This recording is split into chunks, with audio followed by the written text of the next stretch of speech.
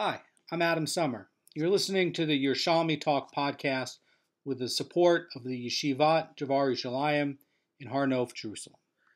This is Peah, Chapter 1, Halacha 4.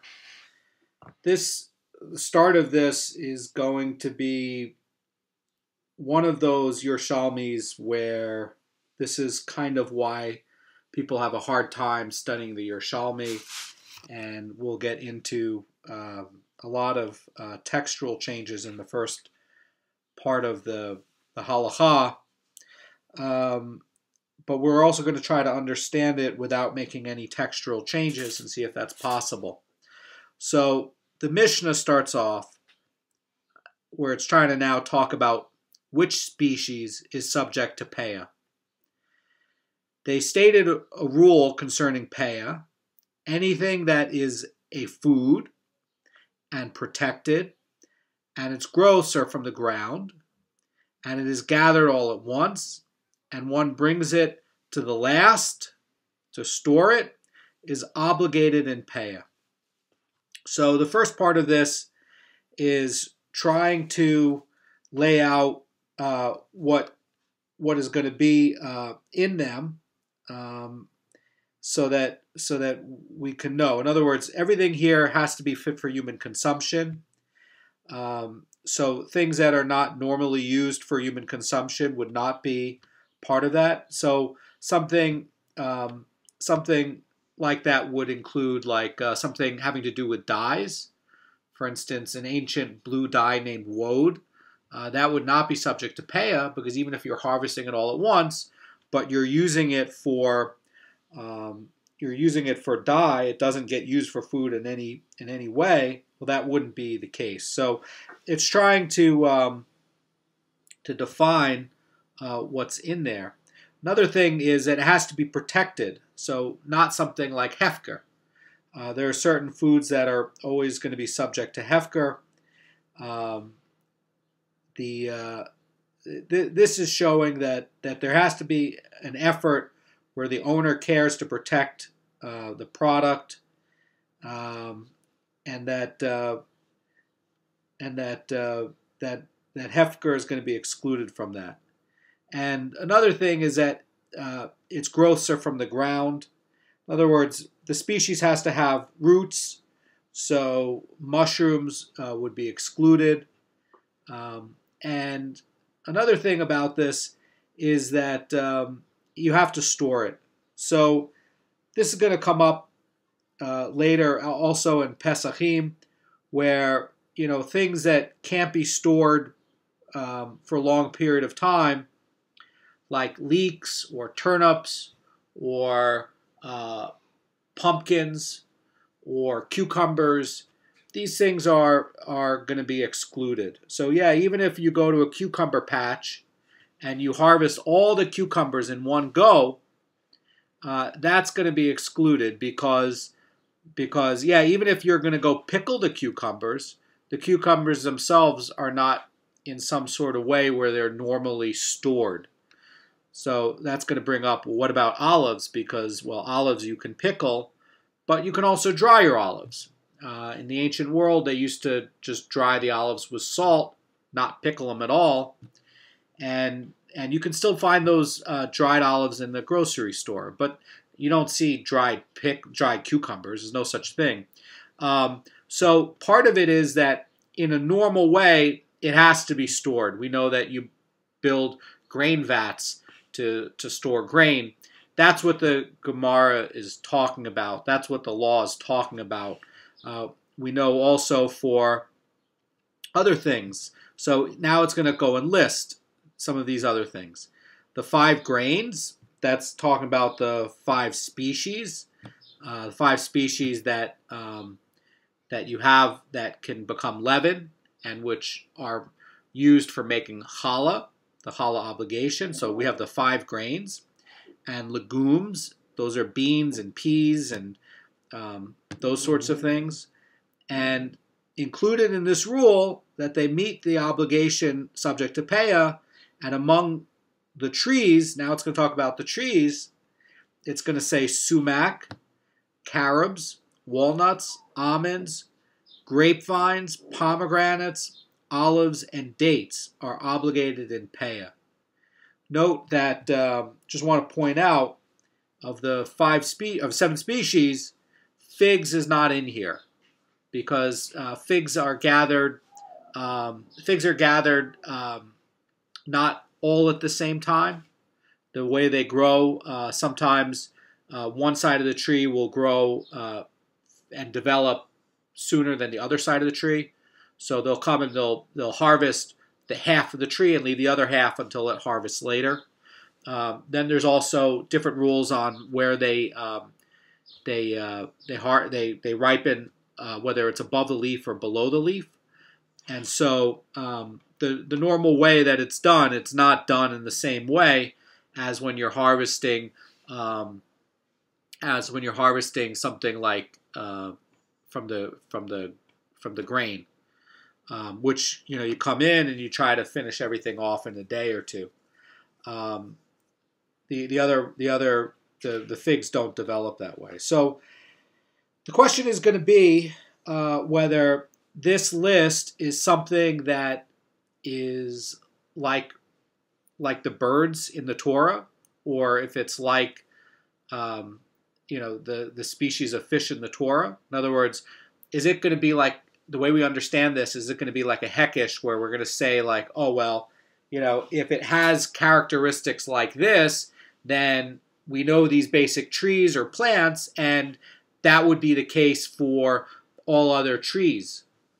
Or is it going to be something like where these are the only trees that are subject to Peah?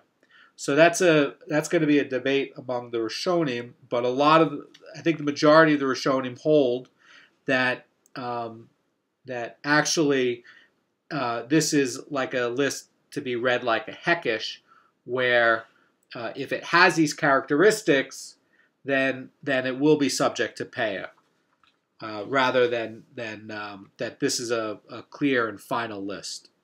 So the Mishnah is going to state, they stated a rule concerning Peah and among the trees. Now, there's a lot of issues going on with trees, and we're going to get into that. One of the main things with trees was that Eretz Yisrael is a very rocky area, particularly near Jerusalem, and growing open swaths of field with lots and lots of wheat or something like that is very hard to do when you have rocks all over the place.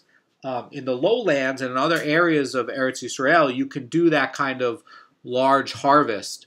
But in Eretz Yisrael, in the mountainous area around the Jerusalem hills, it's very difficult to get any kind of economy scale in a field without a lot of rocks slowing things down. I mean, it's very hard to plow a field with boulders all over the place. And you just walk out into the Jerusalem forest, you find that all over the place.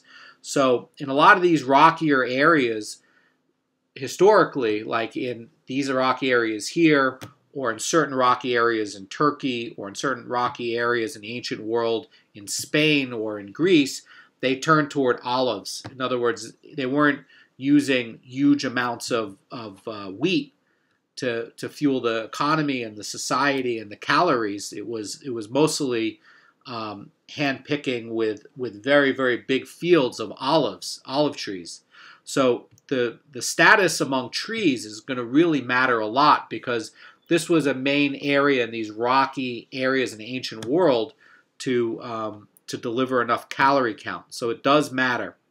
So the Mishnah is going to start trying to find the scriptural source for the various rules concerning Peah, including with regards to trees. So the source stated regarding Peah, and when you reap the harvest of your land. So this is going to be in Leviticus 19:9, and the Torah says, and when you reap the harvest of your land, you shall not finish off the corners of your field to reap. From this alone, so the sugya takes this verse, and when you reap the harvest of your land, you shall not finish off the corners of your field to reap. Notice that to reap is added. There's an extra to reap there. So the sugya says, from this alone, I have evidence only that one must leave peah when one reaps the crop. In other words, when one cuts it with a sickle or a scythe. So from where do I know that the peah obligation applies even when one plucks it by hand? So in other words, without uprooting the entire plant, and you can see a parallel from this in the Bavli and Chulin 137a. And by the way, this comes up a lot in Shabbos, in Masechet Shabbos, chapter 7, Halacha 2, where they're talking about the dates, about picking the dates on Shabbos, plucking the dates, and kotzer, and these things. So peah is going to have to do not just with cutting with a sickle or a scythe, but we know it's also going to have to do with harvesting from plucking with the hand. And we know that if, from Masechet Shabbos, that if you're plucking dates from a cluster on Shabbos, from chapter 7 Halacha 2, you got a problem. So the sugya is going to want to know where is the source for these other types of picking here relating to peah. So the verse therefore states further to reap, and the sugya says that includes crops that are plucked. So the way they're reading it is that when they're saying this extra likotzer to reap, that it appears in the clause, you shall not finish off the corner of your field to reap, is extra. And the Chachamim are saying that it comes to extend the peah obligation to produce that is harvested by plucking. So for instance, you're plucking these olives from the tree, or you're plucking clusters of dates. You're not using a scythe to do that. So this is how the Chachamim are proving that Doraita, these other trees or these other vines are included in peah. Very important because we don't want to have a situation where people come along and say, no, it's just these species of grains. And then you end up with these very large tracts, like what I was mentioning with growing these large volumes of olives for food and calories and oil in these rocky areas in Eretz Yisrael, and the people are not leaving peah.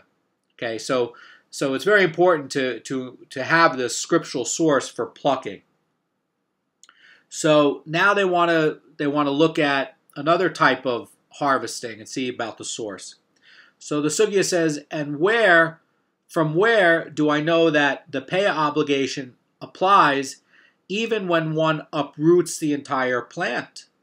So again, this could be another way of harvesting. In other words, pulling out the entire plant from the roots, that's a lot less like reaping, and it's not really like plucking because the entire portion is coming out from the stalk. So you have a question. Well, what about these things that can be done by uprooting? So the verse therefore states, quote, and the leket of your reaping you shall not gather. And that is to include the crops that are uprooted. So Leviticus 19:9 says, although this part of the verse refers to leket, we may expound it as regards to peah as well, because the laws of peah and leket are the same in this regard. That's the Derech Emunah, and also the Chofetz Chaim in his commentary on Toras Kohanim includes that there.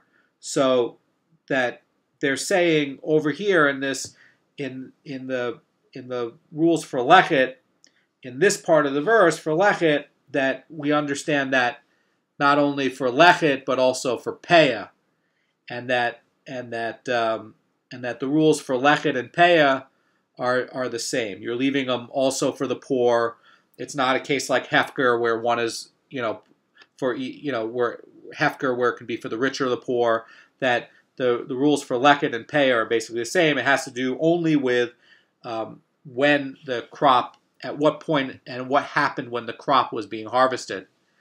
Leket is a case where the farmer swung the scythe and missed some of the kernels some of the stalks as he's walking forward, and now those are past him; those are behind him. So those missed stalks are left as leket for the poor people to gather, and so that's why this is really all of the same process. So the leaving the end of the field and having missed one or two stalks in the swing of the scythe as you're walking past where it's now behind you and you've left it, those are all connected together in the laws. So they're saying that this extra verse in the reaping, you're reaping, you shall not gather, that's going to be included for the crops that are uprooted. So, having taught the methods of harvesting that render a crop subject to Peah, the Brisa is now going to go to the derivation of the types of produce that are subject to Peah. So, from the word harvest, I have evidence only that grains are included in the Peah obligation. So the sugya asks, from where do I know that legumes and beans are also subject and obligated in Peah? So the sugya says, the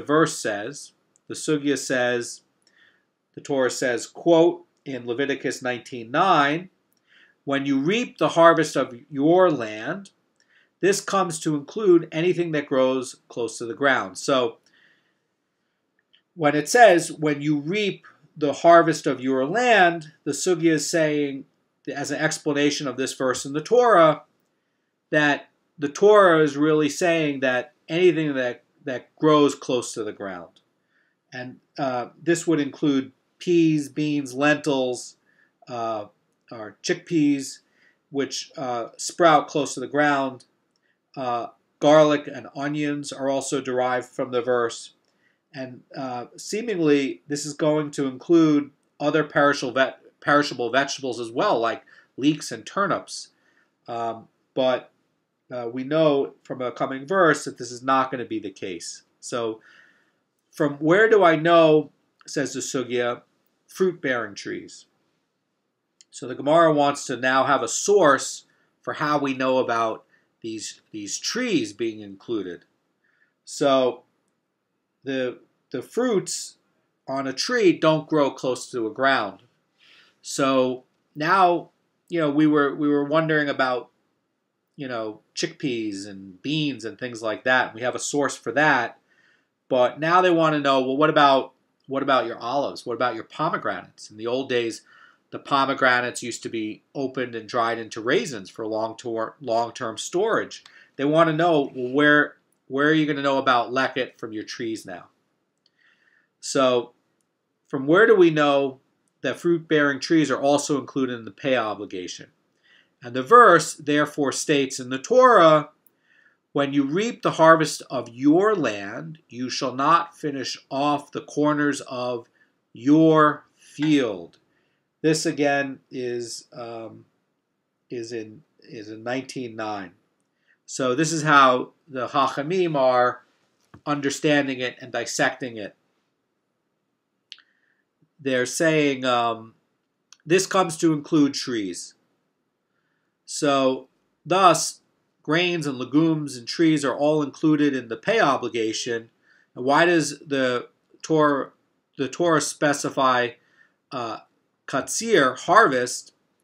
In other words, if the end of the law of Peah applies to legumes and even trees, why does the Torah speak of katsir, harvest, which is in the most basic sense referring to grain and not any other species? So the sugya says the sugya is implying, says the Rosh Cirillo, that this is to teach that harvest, in other words, the grain, is the model for all species that would be subject to Peah. So just as the harvest possesses all 5 criteria listed in the Mishnah, so too all species must meet these 5 criteria in order to be obligated in Peah. So the way Rosh Cirillo is reading it, with these 5 qualifications for Peah from the Mishnah, what qualifies as Peah, he's using harvest as the model to understand what is the choicest way of the way this is being done, and then deriving from there that from the model that here's these other things that have the same qualities, these 5 criteria, and these other things are being extended to Peah. So this is how they're trying to prove Doraita that say those big olive fields will have a Doraita obligation for Peah. That they're saying in the tradition that this is not D'Rabbanan and this is not made up by the rabbis, but we have a source here. And this source in the verse is trying to teach us that, yeah, if you have your chickpea farm, that's Doraita. Those you have to leave Peah, that's Doraita. And now to extend it to trees like olive trees or pomegranate trees or your grapevines, that these are also going to be Doraita. This is how they're deriving it from the Lachon HaKodesh and the Dikduk in the Torah to get this understanding. So the Vilna Gaon is going to add a comment on here, and I just want to read from it.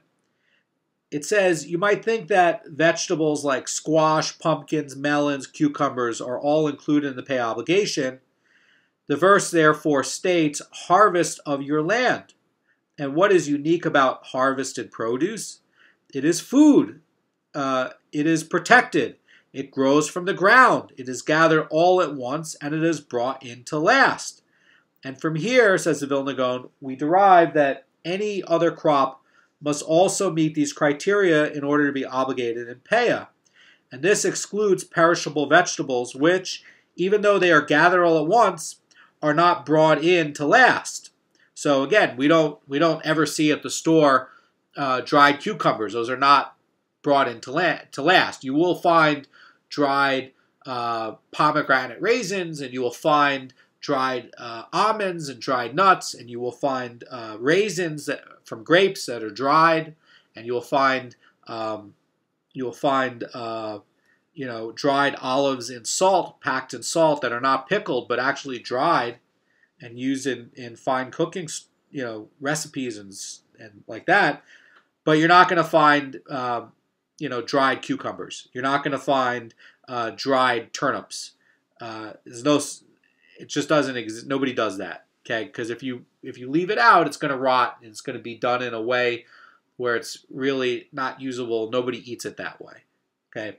And this is also going to exclude figs, because even those are brought in to last. They are not gathered all at once. So the Vilna Gaon is adding these concluding statements as a commentary on this text in the Gemara. And again, we can look at this in a way like how we identify fish.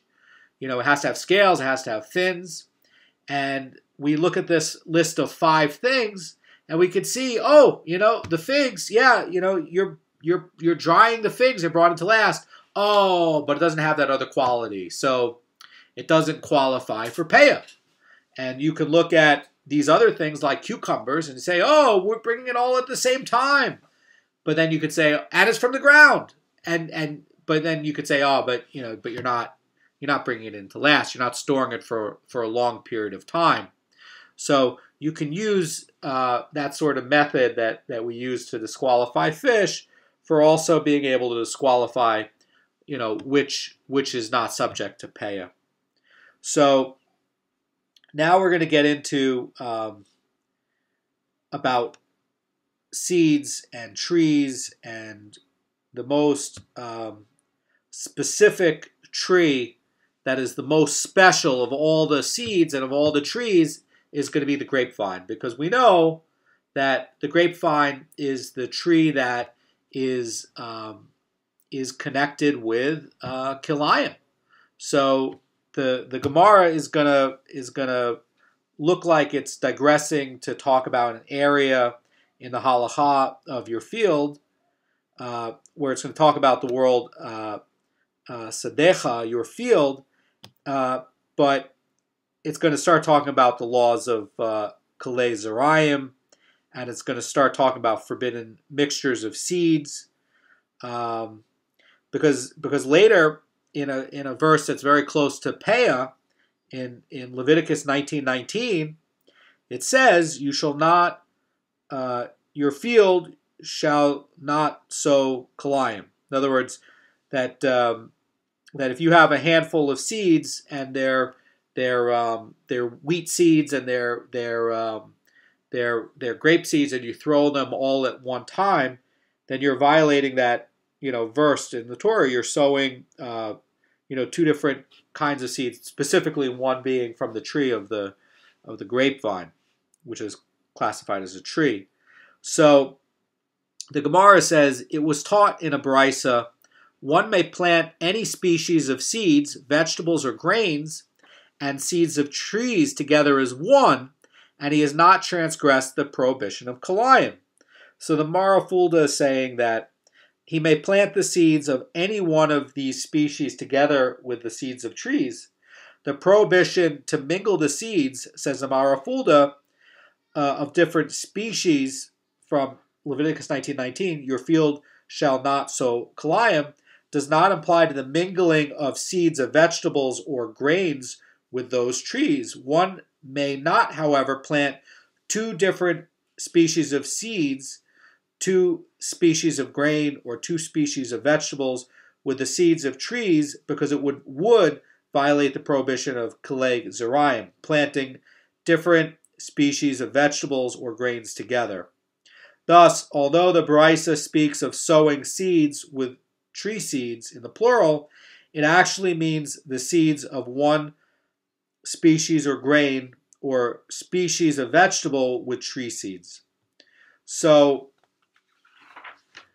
the sugya is going to continue. It's going to say, however, one who plants grape seeds together with grain or vegetable seeds receives 40 lashes for having transgressed the prohibition of planting Kalei Hakarim. So the Rosh Cirillo's note here is that besides the prohibition of Kalei Zerayim and the mixing of seeds, there's a separate Torah prohibition to plant any seeds of seeds, being vegetables, grains, and legumes, together with grape seeds. And this later prohibition, known as Kalei Hakarim, the Kalayim of the grapevine, and we know about that in Kalayim 8:1, that even the mixing of a foreign seed with a grape seed could be considered Kalayim, if things go by the way Rabbi Yonatan go. But it might be that, according to Rabbi Yoshia, that one does not violate the prohibition unless he's planting two foreign seeds, wheat and barley, for instance, with grape seeds. But you end up with this strange situation where you're planting foreign seeds with grape seeds, and depending on if you're planting one type or two types, you might have a problem. So the Torah is gonna say that you have this special restriction on grape seeds. So the Torah is stating that the prohibition, specifically around planting other things with the grape seeds, is respect to the initial planting of the grape seeds in the field, and one does not get lashes for planting Kalayim of the vineyard only if he plants foreign seeds together with the grape seeds, but not if he's planting them where it's already on a growing grape vineyard. So the Mara Fulda says that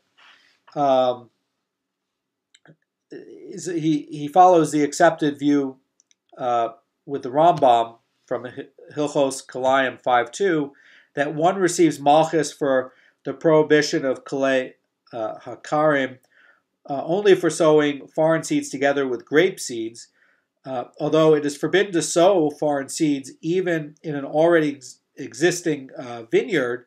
There's no malchus for doing so. However, Rabbi Zera could be teaching that there in the upcoming verse that there might be malchus even when you're planting foreign seeds together with grape seeds in a standing vineyard. So here's what Rabbi Zera says. Rabbi Zera says, it is written regarding Kalei Hakarim, you shall not sow your vineyard Kalayim. And this teaches that the source of your vineyard, your grape seeds, you shall not sow as Kalayim. And he's saying that in this kind of reading that you could be getting lashes. It depends on how you're reading this from Rabbi Zera. It could be that Rabbi Zera is saying that you would get it you would get malchus if you threw the seeds into an existing vineyard, but there's others who read it that Rabbi Zera is not saying that, and that you wouldn't, that it would only be malchus on the first part. So this text here is very unclear. It's unclear to see that, and there are some Rishonim who amend the text. So now we're going to get into a text portion that's heavily amended, trying to figure out about these seeds, about tree seeds, the status of tree seeds, because tree seeds are not like legume seeds. Tree seeds are not like barley seeds, and we know that if you're sowing in a handful of olive seeds and not grape seeds and barley seeds, that you didn't sow kalayim, but you did if you're using the grape ones. But there's going to be other halakhic differences with tree seeds that are going to be different from actual grain seeds, and so they're going to want to talk about this to try to understand this as regards to Peah, as qualifying all these different types of trees with regards to Peah. Try to see the similarities. So in the sugya coming up, the Gemara is going to return to examine the first rule of the Brisa about tree seeds that are not included in the prohibition of kalayim, and the Gemara poses the contradiction to the rule. It says Rabbi Yudin of Kapud Kaya posed a question before Rabbi Yossi. There, with regards to the law of kalayim, we say that the seeds of trees are not considered seeds, which is why the Brisa ruled that they may be sown together with grain or vegetable seeds without violating the prohibition of kalayim, as we were just talking, that this prohibition for throwing a handful of seeds is special to grapes, because the Torah has a special verse relating it to grapes. And that's why we know that. We wouldn't know that about the grapevines unless the Torah actually wrote that as a law. We wouldn't, from the existing text and from the existing Torah verses, there's no way to figure out that you have this special prohibition on throwing the grape seeds without this actual law in the Torah that mentions it, but only for the grape seeds. So So it says, but here, with regards to the laws of hechsher for tuma, you say that tree seeds are considered seeds and are subject to the law of hechsher. So he's asking a question, and the Rosh Hashanah is going to help us to navigate this. So the verse cited in the previous note as the sources of the law of hechsher calls the foods that require hechsher seeds. And now it is apparent in many Mishnahs in Uktzin that the law of hechsher applies only to the classes of plants typically described as seeds, like grains, legumes, and vegetables. But to the fruits of trees as well.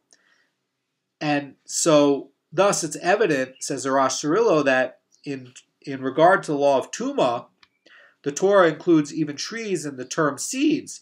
Why then, with regards to Kalayim, are trees not included in the term seeds? So the Rosh Hashanah continues. He says, Rabbi Yudin's question is a bit difficult to understand. The laws of hechsher apply not only to the fruits of trees, but also to all foods, even meat, which is surely not considered a seed. Thus, how do we see from the verse the Torah considers trees seeds? Perhaps Rabbi Yudin's question was directed specifically at those aspects of the law of hechsher derived from this verse, and you can also see that in Chulin 36b and 118b for further discussion on the problem. In the Leiden manuscript of the Yerushalmi, the Rosh Hashanah is going to follow this reading as well. The Vilna Gaon is going to explain it a little bit differently. In other manuscripts, like the Venice edition, the word "ein," not, is omitted from the clause that Rabbi Yudin is putting here, while in some later editions, like in the Vilna manuscript, it is added to the following clause. The Mara Fulda is going to follow the later reading from the Vilna, where the ein is put as the second part of the sugya. In other words, this sugya is phrasing two parts of a question. So he's saying, in one part of the question, the seeds of trees are not considered seeds, and then the second part of the question is saying, but here, with regards to the laws of hechsher for tuma, that's the second part of the question, you say that tree seeds are considered seeds and are not, and are subject to the laws of hechsher. So the later Vilna edition is going to be adding an ein to the second part of the question. And so the Mara Fulda understands it with that later reading that there's no substantive difference in the meaning between it, but the change here is going to help to sort of smooth the understanding. In other words, the later Vilna edition is going to make it easier to understand what's going on without having to modify the text, because it does seem to be a difficult question to understand left without some sort of editing. Now, just as a note on that, this might be some deeper question that's being asked, and maybe that we're just missing it. And that's kind of what makes the Yerushalmi so difficult, is that are we getting a text that was edited incorrectly? Maybe there was a scribal error, or maybe this is actually what they wanted to put in because they're trying to teach us something, and it's a puzzle, and we just missed this puzzle. We didn't get it, and so now we kind of have to cheat and try to edit it so we can keep it kind of smooth with some sort of continuity. And you can see some parts with that throughout the Yerushalmi Shas, that it's very tempting to go and edit it, sometimes to edit it to make it match the Bavli, but a lot of times, like if you were trying to edit it, you'd be taking away a puzzle that was there to teach us. We just didn't figure it out. So note a caution about just editing the text. So the Gemara is going to try to resolve this contradiction, and Rabbi Yossi says to Rabbi Yudin, there with regards to Kalayim, the Torah excluded anything that people do not commonly refer to as seeds. So, in other words, in Devarim 22:9, it says, "You shall not sow your vineyard kalayim, lest the growth of the seed that you sow and the produce of your vineyard become forbidden." In other words, the verb tizera, literally that you seed, implies a limitation of the prohibition to species that are referred to in common parlance as seeds, like legumes and vegetables. However, says the sugya here with regards to rendering foodstuffs susceptible to tuma, the Torah included anything that is a seed, for it says, "And if its carcass will fall upon any seed of sown plant that is sown." So the Mara Fulda is pointing out that this is being referred to in Leviticus 11:37 about the carcass falling on any seed of a sown plant that is sown, and says that the seemingly superfluous word to include fruit trees in another law of Tuma. So you can see here in the Bavli and Hulin 118b that this extra word here of sown and sown can be used to include fruit trees for Tuma. They can derive it that way. Just as a quick note here, that the Vilna Gaon understands Rabbi Yudan to have been posing a contradiction between the law of Kalayim and the law of Peah. Rabbi Yudan is wondering, according to the Vilna Gaon, why trees are classified as Zerayim to be included in the obligation of Peah, as evidenced by the fact that trees are subject to the law of Peah, yet they are not classified as Zerayim to be included in the prohibition of Kalayim. And to this, Rabbi Yosei answers that although trees are not generally classified as Zerayim, the law of Peah differs because the Torah specifically includes trees by adding the word sedecha, your field, as we learned above. Thus, the Vilna Gaon is going to amend the text here of Rabbi Yossi's answer by deleting the reference to the verse and substituting the word sedecha in here with regards to the law of Peah, hekshir with regards to the law of Peah, so that he's saying that this is being derived from the Torah saying the word sedecha in a part having to do with the fruit of trees. And just like you have a field over here in the Torah having to do with a field of trees as a specific verse, so too over here with another mention of the word field regarding harvesting the corner of your field, that sedecha here and sedecha there are connected. And that's how the Vilna Gaon is resolving it. And another way to resolve it, the Mara Fulda is saying that Rabbi Yudin was studying the laws of hekshir at the time he posed the question, and he's therefore referring to hekshir as here and kalayim as there, and they're shifting the word ein, not, from the first part of Rabbi Yudin's question to the second part, and like it's being represented in the current Vilna edition of the Yerushalmi, so that by doing so we can say that the tree seeds are considered seeds, whereas here in the case of the kalayim, you're saying they are not considered seeds, and that's how the Vilna edition and the Mara Fulda are resolving this without having to heavily modify the text. So the verse is gonna continue regarding the subject of Peah, presenting an alternate source for the laws discussed above, and they're going to say that to find this other source, it's going to say that and there are those who wish to learn the subject of Peah and its related rulings from the following verse.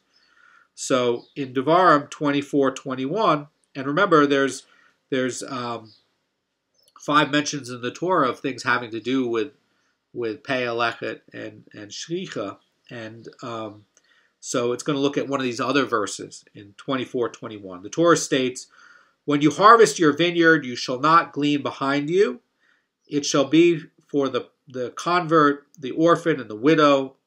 So they're saying that the Marafulda is saying that the law of Peah is derived from the central phrase of the verse, "You shall not glean behind you," which is not cited in the current version of the Gemara, but that they're looking at this verse as the proof for it. So the verse states, "When you harvest your vineyard, you shall not glean behind you." This verse teaches that one's vineyard is subject to Peah. And the Gemara asks, what reference to the mitzvah of Peah do you hear from the verse? In other words, the Vilna Gaon is going to say, although the Gemara here brings a source only for vines, and did you not yet conclude the derivation of other species? It immediately analyzes this verse and the implications. And the Gemara is going to answer that. The Gemara is going to say, Rabbi Yonah says, this reference to Peah is derived from the words, "You shall not glean," lo solil, which are translated as follows. When harvesting your vineyard, do not be exacting, harvesting the entire vineyard, even to the last grape. Rather, leave some behind as Peah. And the Gemara explains the implication. The word olil indeed means extracting. And as you learned elsewhere, says the Sugya, and be exacting olil to them.